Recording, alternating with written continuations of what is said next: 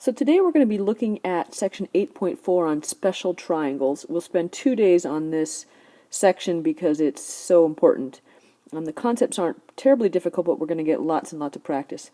But before we get into that, let's do a quick little review of the concepts we have been talking about. The first thing I want you to do is do a little warm-up.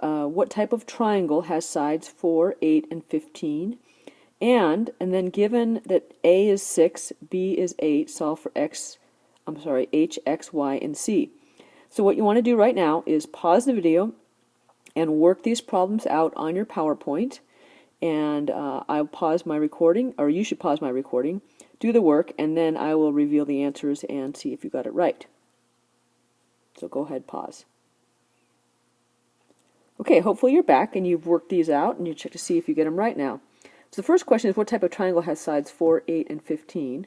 Well, we could do our little test, squaring the two small sides to see if they are greater than the big side, and it turns out that 16 and 64 is less than 225, so you might think, that's an obtuse triangle because C is dominating.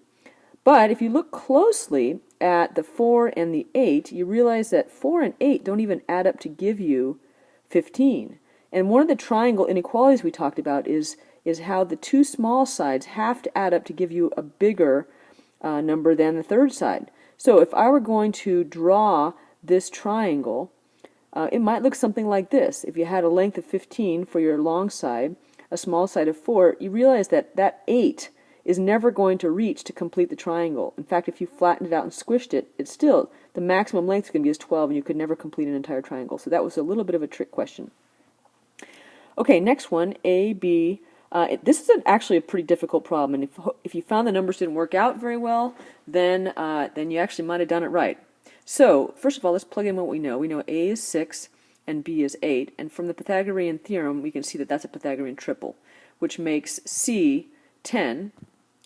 And then, in order to solve for the other little sides, we're going to need to use our geometric means. We have right triangles, so we can do that.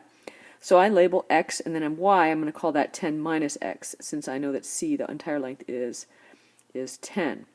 Okay, so I'll set up my geometric mean. Remember from the boomerang idea that this side here is going to be your geometric mean. So I just lay it out and I say 6 is to something and something is to 6, because that's the geometric mean.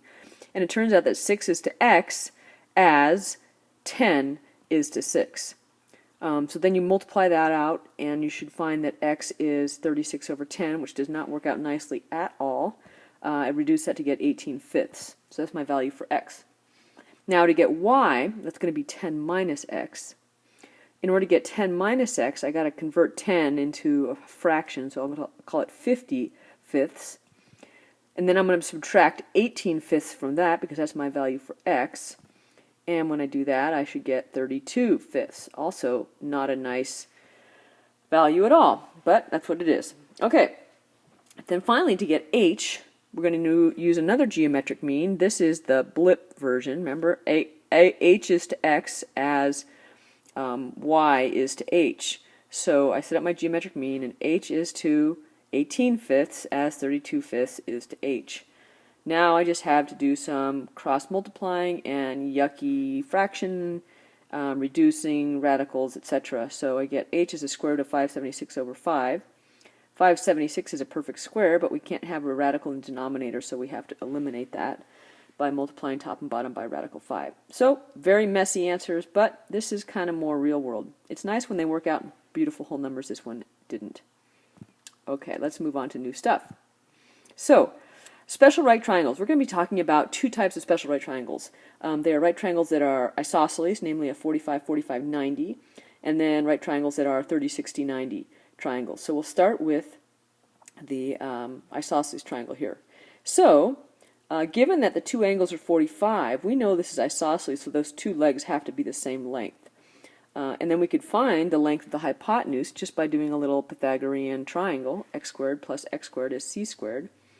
And solve for c, and you're going to get the square root of 2x squared, or x times radical 2.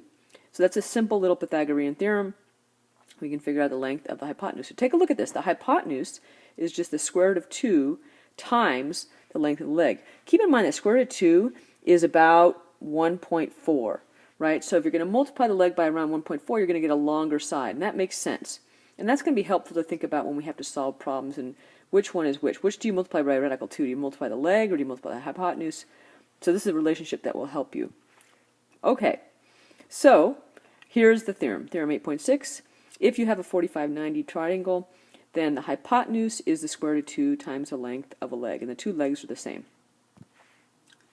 That's the relationship you need to remember. So I'll take you through the proof on this one. I'm actually not going to do the proof on the 30, 60, 90 because it's so similar, but here we go. We have a right triangle. We have lengths A and C. I'm going to go ahead and label the other one B, and I'm going to label the triangle ABC too. And then we're going to go ahead and do the proof. So A and B, it turns out, are congruent because they are the sides opposite of base angles that are congruent. So that's an isosceles triangle. Base angles are congruent, the sides opposite are congruent. So A is equal to B. Now we could say that A squared plus B squared equals C squared. That's the Pythagorean theorem. And since A equals B, we could write that as A squared plus A squared equals C squared. That's simple substitution. Finally, we just do a little bit of algebra. 2A squared is C squared. Take the square root of both sides, and there you have it. C is the square root of 2 times A. So pretty straightforward little proof. Okay, so let's try solving a couple problems. The first one, just remember your hypotenuse is the square root of 2 times the leg. So we don't have the hypotenuse, but we do have a leg. So this is actually a super easy problem. You just take the leg and you multiply it by the square root of 2. And that's your answer, 12 radical 2.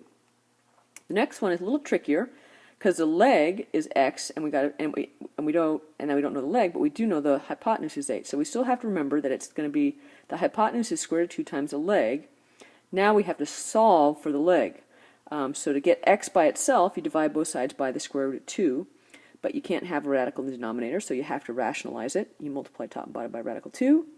You get 8 radical 2 over 2, but that's not a reduced fraction, and so we have to simplify it, and we get 4 radical 2.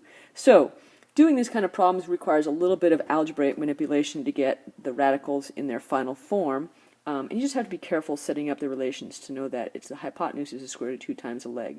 The hypotenuse always needs to be longer than the leg. All right, so right now, pause the video, work out these two problems, and then come back and come back when you're done, and I will reveal the answers and you can check to see if you're right. Okay, so go ahead and pause the video. Okay, we're back. Here we go. X is 8 radical 2, and hopefully you found that y is 28 over radical 2 or 14 radical 2. Okay, let's move on. All right, so we're going to talk about 30, 60, 90 triangles. If we start with an equilateral triangle, that means all angles are going to be 60 degrees. All sides are going to be the same. We're going to call each side 2x. So if all angles are congruent, we can cut that triangle into two separate triangles. And that's going to give us a 30-degree angle up here, and that's going to be a right angle right down here. So we have now a 30, 60, 90 triangle. Let's use the Pythagorean theorem to try to come up with the lengths of these particular sides. Notice this one side is going to be x, and this side, the long leg, we don't know exactly what that's going to be. We're going to call it L. So Pythagorean theorem, x squared plus L squared equals 2x squared. Okay, x squared plus L squared equals 2x squared, quantity. So let's go ahead and solve for L squared, and we'll get L squared is square root of 3x squared, or x radical 3. So that's interesting. What that's saying is, if you know the short side of a 30, 60, 90 triangle, first of all, the short side is just half the hypotenuse, x and 2x, right? Short side is half the hypotenuse. The long side, the long leg, is just the short side times radical 3.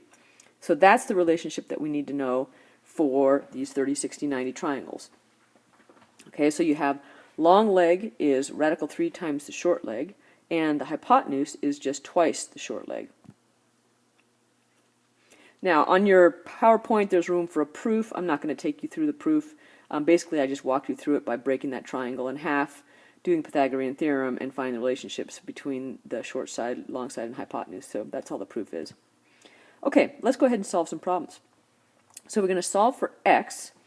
Remember, our hypotenuse is twice the short leg, and the long leg is square root of 3 times the short leg. So we're given the hypotenuse, so we can quickly figure out what the short leg is. It's going to be half of that. So that's going to be 5. Okay, so the short leg is 5. Then the long leg is just that times radical 3. So x is just this case, radical 3 times 5, which is 5 radical 3. And that's it, you're done. So when you're given a hypotenuse, it's a nice whole number, pretty quickly, easy to figure it out. Next one's a little trickier. You're given the long leg is 8 radical 3. You need to find the short leg in order to get the hypotenuse. So 8 radical 3, 2 times the short leg is x, but 8 radical 3 is radical 3 times short side. So the short side is 8. And once you know the short side, it's easy to get the hypotenuse because it's just twice that. So the hypotenuse is going to be 16. Okay, so that's how you're going to work through these, just carefully and strategically. All right, so we have several more problems, actually 6 more problems, and this is going to be concluding our lesson. So go ahead and try to solve these 6 problems. Pause the video, work them out on your PowerPoint, and then I will reveal the answers, and you can check to see if you got it right. Okay, so pause the video right now. Okay, hopefully you're back, and I will now reveal the answers, and you can check to see if you've made any mistakes, or actually if I've made any mistakes, and if I have, please let me know. Okay, that concludes our lesson, and so please come in tomorrow and be prepared to work lots of problems together in class. Okay, thank you.